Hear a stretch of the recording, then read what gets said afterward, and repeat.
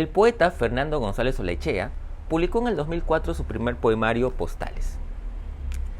Luego, nos ha sorprendido gratamente con la aparición de su estupendo poemario El color de la amatista, que ha sido publicado por el naciente sello editorial Templanza. Quiero leerles un fragmento de uno de los poemas que más me ha fascinado del conjunto. Dice así: escribir es construir un espejo ante el cual, inevitablemente, me descubro del lado equivocado.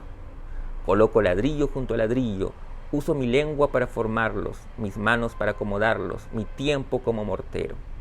Una secuencia sin garantías, construyo con palabras cosidas, con paciencia y sin juramentos. Justamente sobre este poemario conversé con Fernando y quiero compartir con ustedes dicha conversación. Pero antes quiero agradecer a la librería El Virrey, quienes gentilmente nos cedieron el espacio para dicha conversación. La librería El Virrey, como saben, la pueden encontrar en el Óvalo Bolognesi 510 Miraflores. Y por supuesto seguirla a través de sus redes sociales en Facebook e Instagram. Y a nosotros también nos pueden buscar en Instagram como Letra Capital Oficial. Ahora bien, sin más preámbulos, los dejo con la entrevista a Fernando González Olaechea, aquí en Letra Capital.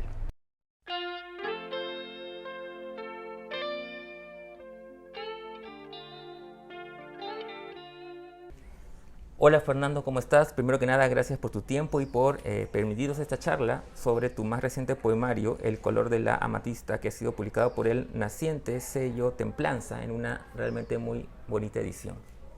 ¿Cómo estás, Fernando? Muy bien, muerto de calor, pero bien. Bueno, quería empezar un poco esta conversación por algo que para mí es casi una obsesión, diría, que es el origen, es decir, cómo se gesta este libro, ¿no? Cómo fue el proceso de gestación de estos poemas, ¿no? Si de repente los ibas escribiendo poco a poco y luego viste que tenían una relación y podían formar un conjunto, o tenías más o menos un norte y comenzaste a escribir en ese camino. ¿Cómo fue la escritura de El color de la amatista? Bueno, fue más lo primero que lo segundo, digamos, que has planteado. Es decir, es simultáneamente, pienso, un libro de textos con ciertos años y un libro completamente reciente, porque ha sido en buena cuenta reescrito y reordenado. No surgió como una idea de corpus y un título que le da como una especie de norte con temas que luego se desarrollan, sino más bien fueron textos que fui escribiendo como una especie, algunos como una especie de epílogo de mi libro anterior, Postales, del 2014, y otros sencillamente de forma mucho más espontánea. A lo largo de, digamos, unos 3 años. Fundamentalmente de 2015-16 al 18. Y luego no sabía qué hacer con ellos. Eran un número considerable, no sabía qué hacer, los revisaba y había perdido ya criterio para editarlos, o es decir, para corregirlos, y eso ya me parecía grave, ya los abandoné. Y luego le pedí a unos amigos, a 3 amigos, a Rogelio Cruz, a Fabricio Tealdo y a Diego Alonso Sánchez, que los lean. Me dieron sus comentarios y pegué todos los textos impresos en una habitación de la casa, pensando que eso me iba a ayudar a avanzar en el libro. No me ayudó en lo absoluto, pero estaban ahí como una presión permanente. Y luego busqué a Alessandra Pinasco, para que también le dé una lectura en ese mismo espíritu, y a partir de ahí comenzamos a trabajar los textos sin necesidad que vayan a ser este libro. Yo estaba dispuesto a que se quedaran muchos más en el camino. Han salido 15, eran muchos más los que estaban al principio. Creo que con ella comenzamos con un grupo de 20 nada más. Y fue un proceso largo de edición, de como un año, de revisar texto por texto, ir encontrando lo que nos parecía valioso en cada texto, para luego ver si es que estos textos, ya trabajados por los dos, podían constituir un libro. Por suerte, sí se pudo. Y luego hubo un medio año de algunas idas y venidas, también con Arturo, y ese es el resultado que has leído tú, ese. Bueno, a mí el libro realmente me ha gustado, lo he disfrutado mucho. Y bueno, tengo algunas inquietudes para hacerte. En el libro hay, digamos, una conjunción de referencias, digamos, clásicas y contemporáneas, pero a mí me llamó mucho más la atención el hecho de que muchos de los poemas reflexionan sobre la escritura, sobre la lectura, perdón, y la escritura también. Sí, es cierto, eso es una parte considerable del libro, va por ahí, pero sin la intención, en todo caso, el lector, ¿no? Las lectoras y los lectores serán quienes lo juzguen, sin la intención de que sea un libro de escritor para escritores, sino más bien reflexionando sobre algo que ocurre y que es la confección del propio libro, resaltando que el libro finalmente es un artefacto, ¿no? No es ni necesariamente una confesión transparente, ni es un diario o una bitácora, es un libro, un objeto literario. En el proceso de hacerlo hay algunas reflexiones de los poemas sobre su misma hechura, ¿no? Pero también sobre lo que está alrededor de esto, porque hay un libro reciente, publicado por La Balanza, que es El poema es una cosa que circula, de Mateo Díaz, si no me equivoco. ¿No? Espero no decir mal su apellido. El poema también, siguiendo esa lógica, ¿no? De la economía política del poema, el poema también es una cosa que se produce, y se produce en un contexto, y ese contexto también está alrededor del libro, ¿no? Es decir, la vida cotidiana y las cosas que nos pasan, o que, ¿no? En general, no solamente a mí, porque de nuevo esto no es un diario, ¿no? Pero sí hay bastante de eso, no necesariamente intencionalmente, no ha sido escrito, como te digo, pensando, vamos a hacer un libro que reflexione sobre la hechura del libro, pero está ahí atravesándolo indudablemente, ¿no? Sí, tienes razón. Bueno, y tiene que ver también con, obviamente, la lectura o la mirada del lector, ¿no? En este caso, a mí me llamó mucho la atención eso, porque también se puede entender como una especie de arte poética, ¿no? O sea, ¿qué cosa es el poema es esto, ¿no? Y también me hizo pensar un poco en la idea esta, de esta dicotomía o enfrentamiento entre lo que se dicen algunos la inspiración y la transpiración, ¿no? Porque de alguna manera también hay una reflexión en torno a eso, ¿no?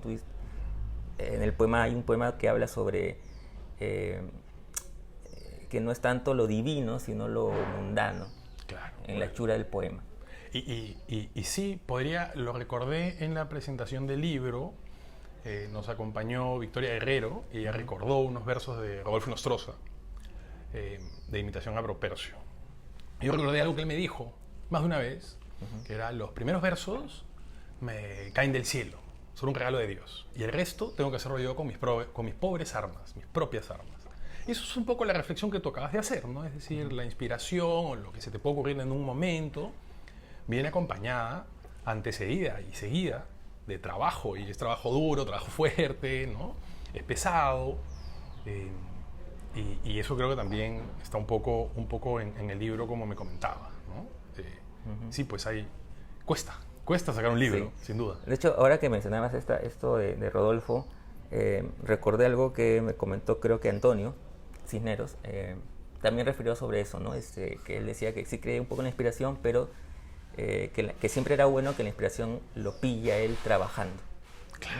Claro. Hay como no sé si es apócrifa la frase, y la vas a encontrar por ahí atribuida a Picasso y a una serie de artistas, ¿no? Que la inspiración te encuentra trabajando. Pero esa idea me parece que sí se refleja en partes del poema, sin duda.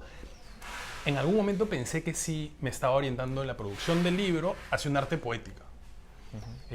Y traté de que no fuera eso, ¿no? Que no fuera simplemente una reflexión del poema sobre el poema, en la medida que no se quede como mirándose a sí mismo el texto, sino que más bien mire también hacia afuera, ¿no? Y que permita que quienes lean el texto también se encuentren con algo ahí que les hable, digamos, ¿no? Que los toque.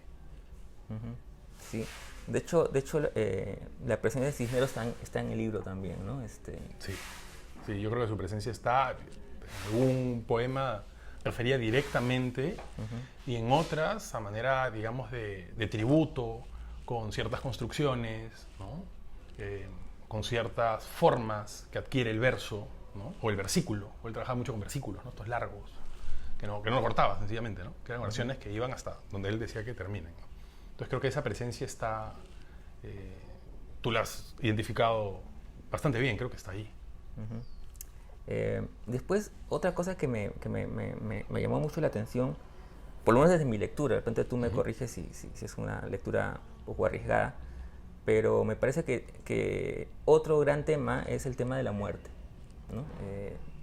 Yo la vi desde desde dos puntos de vista, la muerte, digamos, pública, porque se habla de la muerte de un poeta, no quiero spoilear, aunque ya lo hemos mencionado, pero también tiene que ver con la muerte familiar, digamos, ¿no? Y me parece que está presente en el libro también eso. Sí, digamos, no podría corregir tu lectura porque tu lectura va a ser tuya, completamente tuya. Este libro ya está fuera de mí, ¿no? Entonces, lo que yo tengo que decir acerca de, digamos, el significado de los poemas es muy, muy poco. Más sobre lechura, quizá, ¿no? De este artefacto. Pero sí, la muerte está presente, pero hemos tratado de que los poemas no se aproximen a la muerte como algo abstracto o como un gran tema universal, sino más bien como algo preciso, situado, ¿no? Hay distintos tipos de muerte que se expresan de distinta manera y se viven y se relatan de distinta manera y a veces no se relatan, ¿no? Y me parece que en un país como el Perú, donde se mata impunemente, y lo podemos ver en las últimas semanas, donde se muere tanto, como lo hemos visto en los últimos años o en las últimas décadas, la muerte no puede ser algo abstracto nada más, ¿no? Algo que sí se buscó, al menos puedo hablar desde mi intención de la escritura y de la reescritura, porque muchos han sido reescritos, era que por supuesto no queden descolocados y que no sean textos sobre estos llamados temas universales, sino que más bien esos temas universales que están relacionados a nuestra vida cotidiana y atravesados por nuestra experiencia, por dónde estamos, yo como autor pueda, digamos, relacionarme a esos temas que están a mi alrededor, que me atraviesan también, que me penetran, pero de una manera que no sea ni tan abstracta como la muerte como tema, ni tampoco que se trate de nuevo de un diario ombliguista como la muerte para el autor del texto, ¿no? He tratado, al menos, ya se juzgará si con éxito o no, de evitar esos dos, no sé si polos, pero esos dos puntos. Sí. Sí, yo creo que sí. Qué bueno. Sí. Me alegra. De hecho, nuevamente el libro realmente lo he disfrutado mucho. Lo he subrayado por varias partes.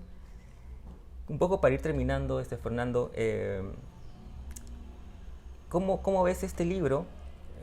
Por ejemplo, no comparándolo, pero digamos en alusión a tu libro anterior, Postales. Para culminar una idea que se me ocurre mientras conversamos de la respuesta anterior, es que sí hay elementos relacionados a la muerte muy presentes, pero me parece, y de nuevo este ya es mi juicio muy específico, que también puede ser visto como un libro que mira la vida, ¿no? Claro. Que mira la vida. Entonces, en ese sentido, habría que ver esa contraposición. Hay un par de versos creo que en el último poema, que apuntan en esa dirección, además, ¿no? Y que podrían dar luces, si uno lo lee en orden, a los poemas que están antes.